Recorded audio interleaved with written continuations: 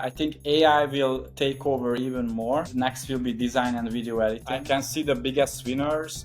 Actually, it's less about the ads, more about email marketing and your list. In the first year, I didn't even know what I did, I just did it to learn. Actually, my best strategy wouldn't be this. My best strategy would be using an early bird list. Hello and welcome back to the Store Hero podcast. This week we're joined by Daniel Budai, founder of the Budai Media. I followed Daniel for quite a number of years at this point. Daniel has a really good YouTube channel, which we will post in the show notes.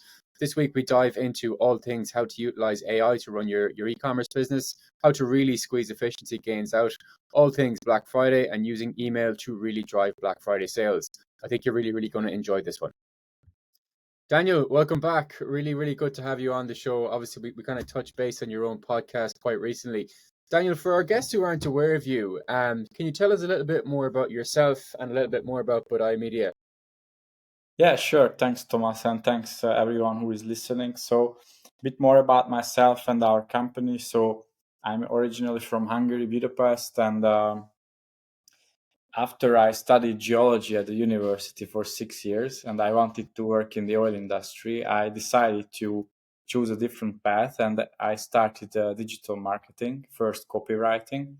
And fast forward by today, we became a digital marketing agency for e-commerce with 15 people, 15 remote workers from 3 different continents. And 70% of our clients, they are from the US, physical products that they sell, D2C companies mostly, and we help them with mostly email marketing, SMS, Google Ads, and landing page optimization. So that's where we are now.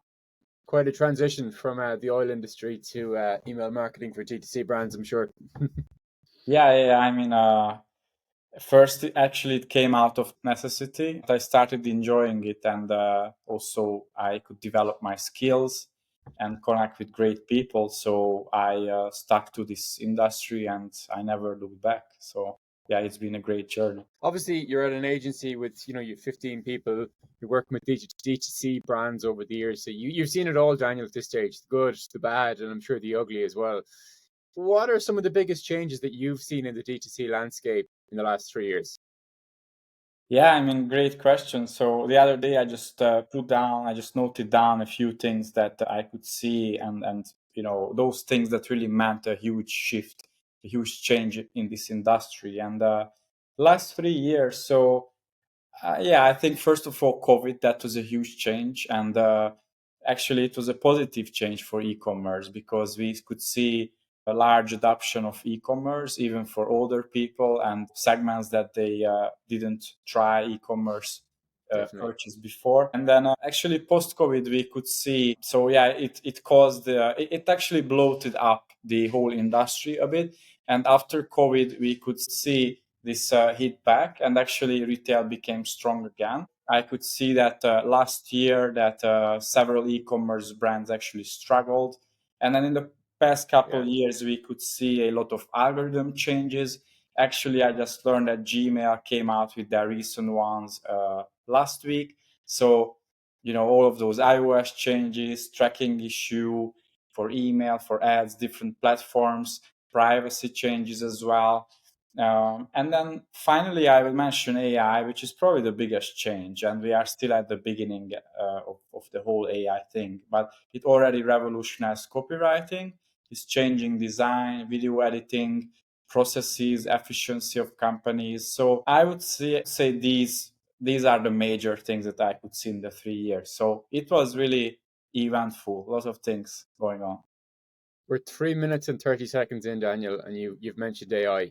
Talk to me. How are you guys using AI? What are some of the best use cases that you've come across for AI in your day to day, and what has it helped? Yeah. What has it helped improve? And do you worry about the trade off between human thought, human work being done versus generic copy or generic video or video creation, that kind of thing? Yeah, great topic and great question. I really talked to many people regarding this topic. First of all, I think it will not, it will replace people, but, those people, they just need to learn new things, basically, which is human history, right? So we use different tools, we must become smarter. But I think ultimately it's a good thing because people, they like making decisions instead of doing the hard work, the grinding, copy pasting stuff and things like that. So actually it benefits people, and we can do higher leverage tasks and things overall. And I'm not very worried. I'm not really worried about creativity, or it will completely disappear, because we still use humans to oversee the process, to judge if this thing is good or not, this copy or this design is good or not. So somebody still needs to judge. And I think in the next few years, that will be still a thing. We need a human manager or human QA overseeing these. Have you guys ran any tests for copy on emails when the human has Yeah, yeah. created it versus when the AI has created it? Yeah, great question. So actually, I have it's one of my talks at conferences that I show people all of those results. We ran tests for subject lines, headlines, email copy, landing page copy, but also for design with AI generated models versus real models from photo shooting. And surprisingly, we either see no difference or AI has better results. So I cannot tell you that human design and photo shooting human models are better or human copy is better, because it's just not true based on our experience. And we tested it 50 plus times, both for copy and design. So that's what the data says. It's a bit And scary, but AI clearly wins so far. yeah, we actually hosted an event back in February or March, and you probably know Adam Kitchen from Yeah, Magnet yeah, yeah. Monster. Good Adam guy. spoke, and Adam actually had a very, very similar talk track on what you just said there, and that they ran, copy side by side, and it was at worst similar to the human, and in a lot of cases it outperformed. And obviously, the Yeah. time that goes into creating both sets of copy is infinitely different. So interesting. Such an interesting point. Aside from copywriting, what else have you guys been using AI for internally? Yeah, copywriting is the biggest thing. But besides, so design, copywriting has changed. The most design is changing, and I think the next will be video editing. It will take more time, but Sure. these three. So for design, I would say the biggest thing is either personalization using AI. So for example, I saw this other software company, and for example, they put your dog's name on a medal, which is on the neck of a dog in the image. So that's something interesting. And then I could see weather personalization in an email. So it personalizes the email. If it rains in New York, it will show that in the email. And if it's sunny in Paris, in France, then it will show something completely different. So that's something interesting. How we use the most is so photo shootings are expensive, and Yeah. we generated models using AI, and we put the products on them. So like clothing, or this model sits on a furniture, which is your. What tool are you using to use that? I think it's called Boost.ai. So one bad thing, they went out of business in August. I'm really sad about this because we shared a really good case study together.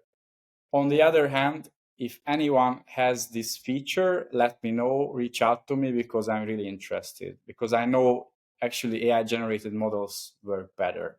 Wow. AI is really smart to learn who looks nice for your audience, which is super interesting.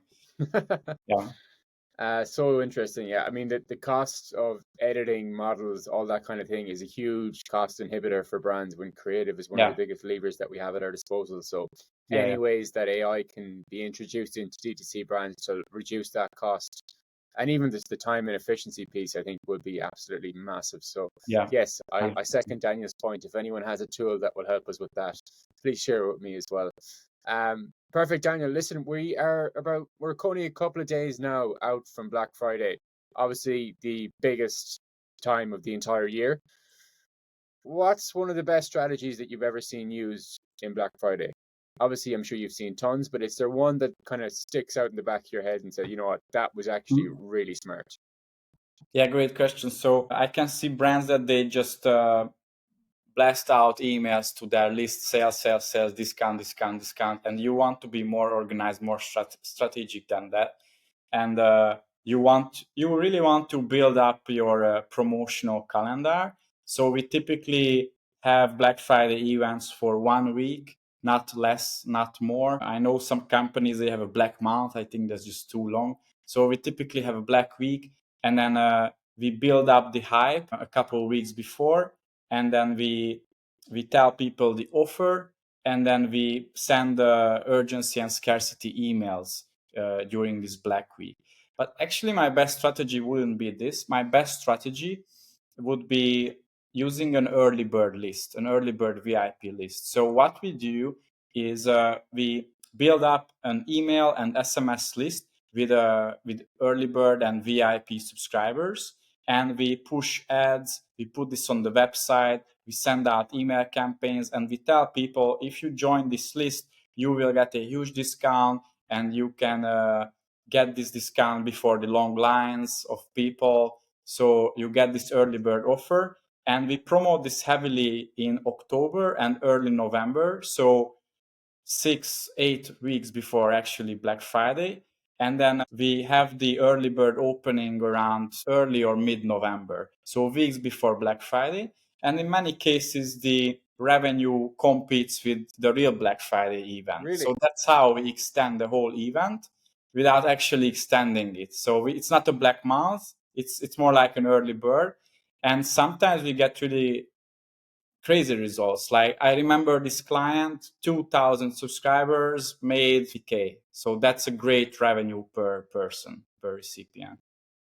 50K as a store, not per each of the 2,000 recipients. Yes, for the whole store. That would have been really, really impressive. Yeah. Yeah, 100%. We see plenty of Store Hero customers that are kind of going with the early bird offer. I think it just, helps give an extra bone to your really loyal customers, gets them in the door early, gets them front to center in terms of the new offers, or getting ahead of the line before some of your kind of heavy item, your best sellers tend to sell out, obviously, coming into that time period. So, I think that's a really, really good point. Daniel, one thing I've seen quite a lot over the last, really kind of started to come into my Twitter and LinkedIn feed was kind of mid last year, was this concept of Q5. Yeah. Obviously Q1, 2, 3, 4 is pretty standard for the year, but this concept of Q5 has really kind of crept into digital marketing and particularly into the DTC space. Firstly, I'd love you to kind of talk about what Q5 actually is, and then maybe how brands can best utilize it when they're thinking about their marketing strategy this time of year.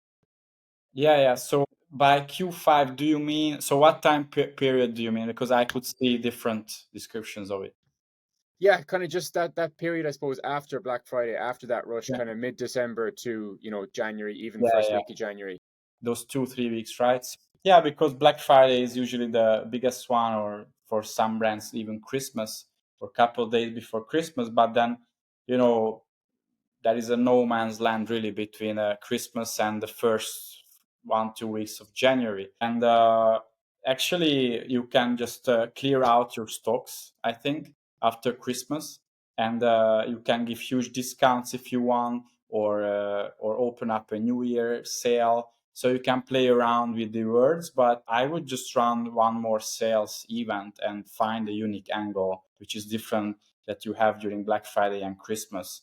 So that's just an idea. Or maybe I can also think about reaching out to your happy Black Friday customers and ask for referrals, especially if you have a huge influx of new customers in November. I would reach out to get referrals from those people. So these are just a couple ideas. Yeah, I think one interesting point you mentioned there is clearing out your stock. A lot of brands, like, getting inventory correct is really hard. So we have this really short and condensed buying cycle for brands now. Like, customers, just with Black Week and Black Month and whatever you want to call it, the buying window is like condensed so much. Like, a lot of the customers we would have on Store Hero would have, will do anywhere from 30 to 50% of their revenue in the last quarter of the year. And then even within that quarter, there's probably 1 month that they'll do 90% of the, that revenue. So it's so hard to get the inventory right when everything is riding on like a really, really important 4 week period. And you know, brands are often going to get that wrong. And that's fine. But you can use Q5, as you said, to capitalize on those January sales and just clear out excess inventory that we have and just obviously turn Yeah, that back into cash to fuel next year's growth. yeah, 100%. Yeah, yeah. Anything that you've seen go wrong? Obviously, we've talked about the good, but the bad and the ugly have to be paired with the good sometimes. Any kind of war stories or challenges or things that you've just seen go horribly wrong, unfortunately, for brands at this time of year? Yeah, yeah. Definitely. First of all, yeah, so plan everything in advance and not just your marketing and your schedule. So, and you want to know what content you need for your marketing, like email campaigns, ad creatives, landing pages, all of that. And then just really distribute the work to your whole marketing team. But apart from marketing, so you really want to know how much revenue you actually want to make and how much profit. What is a good ROAS for you? So you want to plan these numbers in advance, and then also fulfillment. You don't want to face fulfillment issues during Black Friday. That's a nightmare. And just having enough stocks. I think people they are underappreciate that. So really plan out all of these. If I have to say one thing in terms of marketing, I would say really be strategic about your email marketing, because I can see the biggest winners. Actually, it's less about the ads, more about email marketing and your list. So you really want to build up your email list and you really want to engage as many people as possible on your email list. And because you can target your email list with these email campaigns and it can really print money for your store. So that would be the main thing in terms of marketing. And you want to start this early enough. That's why I mentioned the early bird.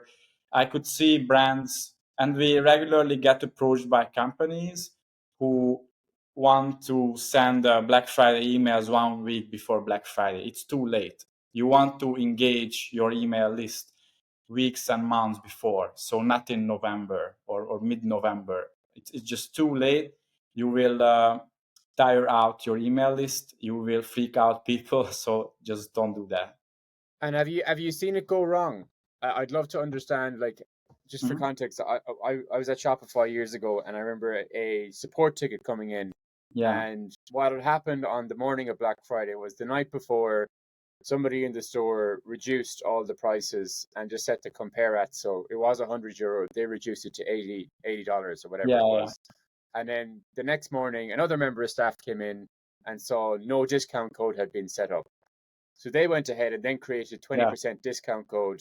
So now the item that was supposed to be $100 and reduced to 80 was then being sold at 60, and their Mm. sales had gone through the roof. But you know, it was just actually a lack of communication internally, Yeah. and all Yeah. of a sudden there was double discounting going on, and unfortunately resulted in a great day of revenue, but maybe not a great day of profit for the brand. Yeah. Have you Yeah. ever come across like just things that went wrong for a brand at this time of year? Yeah, I think what you shared is a typical example. I'm glad to say that we haven't faced these issues for years, especially during Black Friday. I think we are very detail oriented with the team. We make sure we have everything in advance.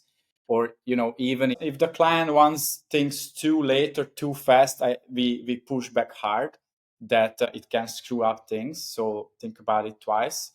So we don't really have these stories, but I know what you mean, especially discount codes and lack of communication. That can be a huge pain. So A don't do very that. costly pain as well, I can Yeah, assure you. yeah, yeah, yeah, Yeah, 100%. Daniel, you've got a pretty impressive YouTube channel. When did you start YouTube? Just curious. We can see here you've got nearly 3,000 subscribers. Some videos in here with some like a lot of views, obviously. Just curious. Obviously, YouTube is it's a piece that we're trying to lean into more at Store Hero, but a lot of our users are as well, both from a content creation perspective and an ad channel perspective. I'd just love you to get to talk a little bit about YouTube. When did you set it up, and how have you utilized YouTube to grow the agency? And has it yeah. been beneficial for you in general to grow your personal brand? Yeah, yeah. So I started the YouTube channel around 2 years ago. And honestly, for 1 year, I have no clue what I'm doing. Sometimes I still don't have. I'm just, improving incrementally. But yeah, we have a great team. We have a video editor, we have a copywriter, We hired a creative director recently. So we have a great team, and I try to learn from the competition really, because there are great YouTubers out there even in our space. And again, in the first year I didn't even know what I did. I just did it to learn. But Understood. actually this year it picked up, and we even got clients and referrals from the YouTube channel. So I'm really happy about it. We try to share our best case studies. Most recently, we posted a video where we generated $3 million for an e-commerce brand just in 1 month for a US e-commerce brand. So case studies, how-to videos, educating the market, free courses, not just about email, but Google Ads, CRO. And it's also a personal mission, I would say. I really enjoy YouTube, and it really connects me with many great people. Yeah, I couldn't agree more. Like we don't have that many followers at all, and we're still in that messy first year of trying to figure it all out for sure. But still, we get a lot of referrals. We get a lot of people who come to us, who come on a demo call. I'm sure no more than yourself. And the demo call is more of an entry. They know the product, they know who we are, they know Yeah, what we talk about, and it just makes everything that much easier. Just on that brand, I suppose that you generated $3 million for in a month. Was that a new brand? And like, did it go from, I don't know, 500K to 3 million? Was it an existing brand that you tried yeah. something new with? I'd love to just dig in and hear a little bit more about that. Yeah, sure. So they sell electronics in the US, a very special electronic product. And the product is great. You can sell this product in multiple different ways to multiple different audiences. So it can be hunters, moms and parents, workmen at construction, kids. So many different audiences and angles there. The product is great. The business is solid, but they just never used really email marketing and SMS marketing. So I can see that this is our ideal client basically. The background is solid, the product is solid, but they never touched email marketing.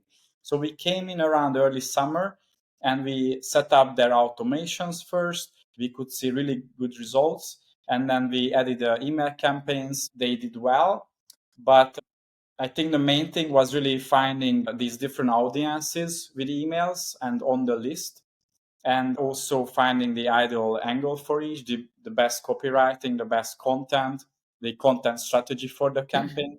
And by now, they scaled up on the front end, and on the back end, we could get really good results with the email list. And now most of the revenue comes from campaigns, not from automations. So that's where we are now. And they have really good profit margins, so they could scale up. I think last 30 days was $9 million and 3 million from email and SMS. So that's our best case study so far. And they want to double it. We will see. It's very ambitious. It's ambitious, but who knows? So, yeah. The bar gets higher. Really, really impressive case study, though. In fairness, yeah, really, really impressive. Um, Interesting. So many unique brands out there that have such massive opportunities in front of them, that often have the capabilities, but maybe lack the execution ability to do what you guys have obviously done on behalf of them. So, congrats, massive kudos on that. Daniel, we move over to our kind of quick fire round at the end here. So, if you had to start a DTC brand in the morning, what would it be? Yeah, that's a great question. I have no idea. I would say I'm putting you on the supplements. spot. You have to answer.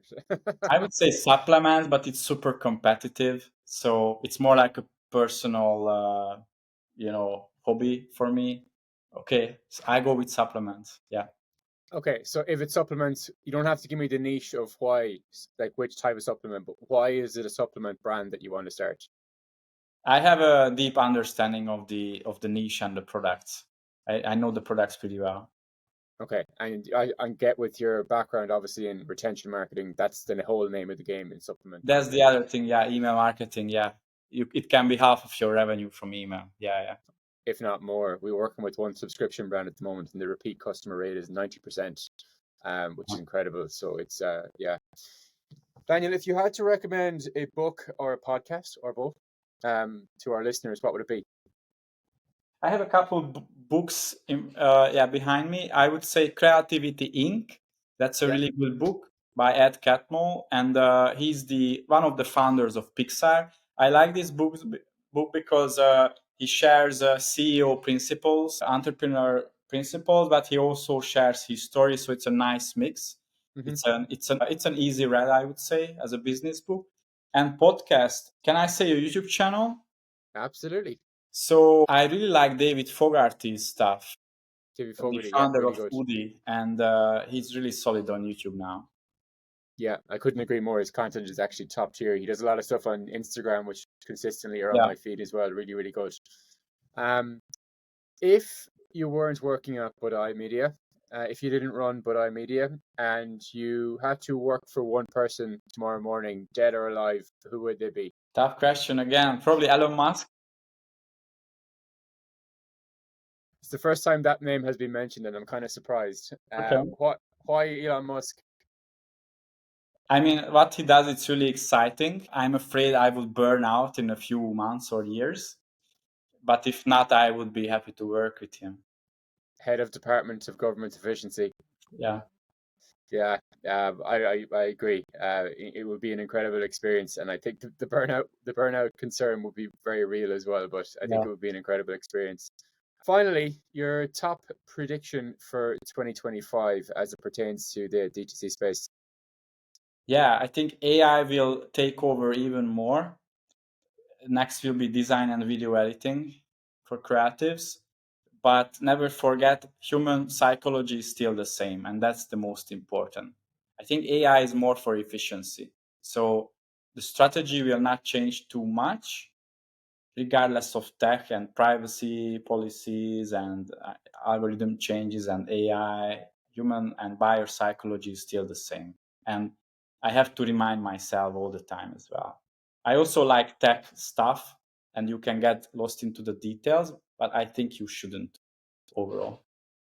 How does that impact the industry? Uh, Like AI, like everything you've said there, there's huge gains in efficiency to be had. yeah. Does that mean as an agency you can take on more clients with the same resources? Does that mean as a DTC brand you can reduce your operating costs and just run a lot leaner?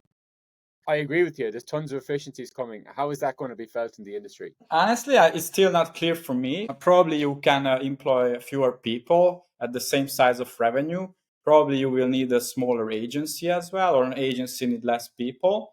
On the other hand, I think, and I can see this for sales automation and marketing automation, that the winner is still that who understand the market the best and puts in the work. AI, I don't think AI will make us lazy, or the winners, they will not become lazy because of AI. They will still work a lot and put their brains into the main things. Yeah. So it's not like, AI tells you the strategy, does everything. You need to work 5 minutes a day and you are the best marketer out there. If somebody works 8 hours and has a lot of experience, understands your market, I think those guys, they will still win. And they also know AI. So yeah, the winners will be not the lazy ones, I think. Yeah. Yeah, I couldn't agree more. It's just going to make everybody much, much more efficient. And yeah, Yeah. if you're just simply using it to do all of your marketing, you won't be in business too long. You'll be replaced by the people who are using it to integrate it Yeah. into their day to day to make what they're already doing exponentially better. I think Yeah. that's really the use case that's going to be felt out there. Daniel, if people are looking to get in contact with you, where can they find you? Go to our website. It's called thebudaimedia.com. So THEBUDAI media.com, or just find me on YouTube or LinkedIn and send me a DM if you want. Let's keep in touch, or let's get in touch, and we can talk. Brilliant. And we'll drop links to your website, your LinkedIn, and YouTube, obviously, in the show notes here as well. Daniel, just want to say a massive, massive thank you for coming on today. Really, really enjoyed the chat and looking forward to catching up again very soon. Thanks, Thomas. Thanks, everyone. Have a great day.